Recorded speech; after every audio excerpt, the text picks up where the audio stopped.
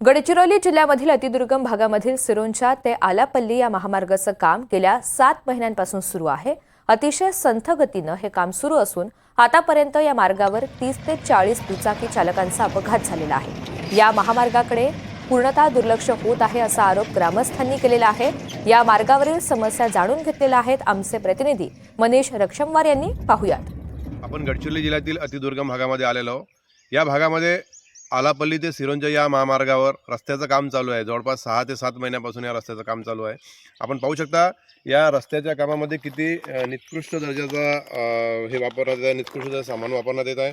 या ठिकाणी बघू शकता हे मोठे मोठे गिट्टीचे तुकडे या ठिकाणी टाकलेले आणि हे 6 महिन्यापासून असेच आहेत। या गिट्टीवरून कितीतरी दुचाकी चालक जे आहेत ते स्लिप होऊन पडून यांचे अपघात झालेले आहे। जवळपास 30 ते 40 लोकांचा अपघात या महामार्गावर झालेला आहे आणि या महामार्गाचं काम हे इतक्या संत गतीने सुरू आहे की म्हणजे याला कोणी बघणारा अधिकारी नाही किंवा याच्याकडे कोणाचं लक्ष नाही, अशा पद्धतीचे हे महामार्गाचे कामं चालू आहे।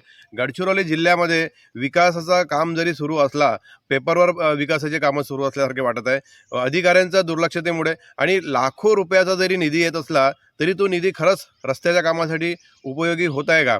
या ठिकाणी मोठे मोठे जे अधिकारी आहेत, मोठे मोठे ज्या रस्त्याच्या कामाला अनुसरून जे प्रशासकीय अधिकारी आहेत ते सुद्धा याकडे दुर्लक्ष करत आहेत।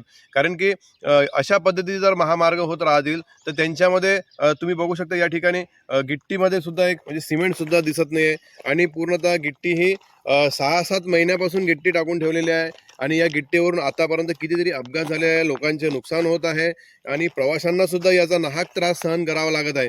तरी सुद्धा अद्याप प्रशासनाने म्हणजे हे जे अभियंता आहेत या महामार्गाच्या कामाचे जे अभियंता आहेत त्यांचं पूर्णतः दुर्लक्ष होत आहे।